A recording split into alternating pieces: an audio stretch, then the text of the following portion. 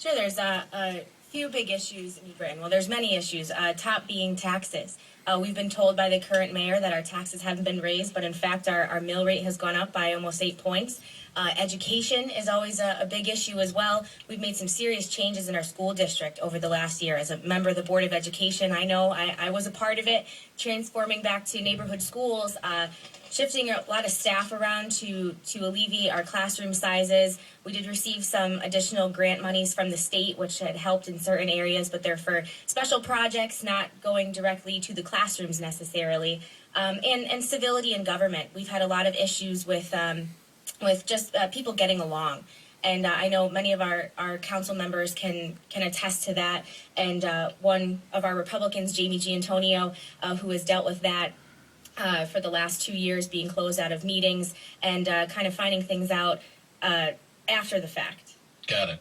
All right, let's take some calls. Let's go to Carmelo. Hello, Carmelo. When I started this, Governor, how are you? You do have Republicans, Latinos, and New Britain. Yes. Absolutely. I used to win New Britain when I was running back in the day. Well, just to let you know that as a Puerto Rican, I was able to be under her dad's administration as Board of Ethics, and now it's a great pleasure and it's an honor for me to be able to be with Erin. As I knocked and And you're on the ticket. Yes, I am. Oh, that's wonderful. So we've got great diversity in the ticket and a big tent. Oh, yeah, definitely. And as I knocked on many, probably hundreds of doors by now, I have seen that the Latino community has embraced her. They really like what she has been doing, especially when she started with education. And now, not only can she speak English, but she also speaks Spanish. I don't know if you know. I didn't know that. I just Un poquito. She's down to earth. Yeah, her commercial has been in Spanish, and she's approachable. She's smart, and the community, the Latino, believe it or not, while many people have spoken about her age, the Latino community there's somebody young coming with fresh ideas. Absolutely. But the other thing is they've been very upset because our mayor now has been telling people they haven't raised the taxes, and they're not happy about being lied to, and that has been one of the probably in our favor, knowing that her opponent has been lying to our community, but we know the truth. Good stuff. So you're feeling good about Tuesday? Oh, I'm feeling delighted. I know I'm in a winning team. The people that we had knocked on the doors in the community, not only in the Spanish community, but everywhere we walk to, they're excited, they pumped up. And so, yes, I am very happy. I only like to win. So that's why I'm in the winning team. Hey, right. Carmelo, thank you very much. That's a great testimony. So you speak Spanish. I didn't know that. A little bit. That's pretty cool.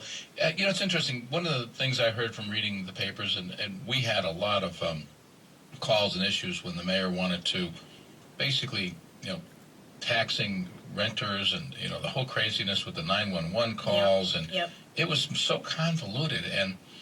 And I could tell he was trying to figure out a way to raise money from people and kind of fudge it, because they were talking about raising like millions and millions of dollars, and they were, in essence, if I recall, the landlord had to pay fines if the tenants called 911 more than once or twice or three times, whatever it was.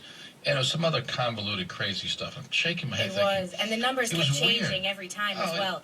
It was so it was bizarre. unclear what the ordinance actually was, and it was a way to backfill a budget hole that he had created by hiring all of these new people in City Hall and increasing our budget by over $20 million. And I saw that. I'm like, this is so. I thought it was really disingenuous. We had a lot of people calling about it, and people were really upset because, first of all, it was going to curb people calling 911. Sure. It was clearly unconstitutional. That's what I kept saying. You can't. Joe can't pay can't be responsible for my actions and have to pay a fine based on me calling 911. It just seemed to be the kind of the typical liberal. We'll figure out a way to scrape it together and. Well, the scarier part is that when things actually go wrong, you don't want people to be afraid to call 911. Right, exactly. And it just seemed to be kind of a real offensive. It was a very offensive approach to the whole thing. All right, when we come back.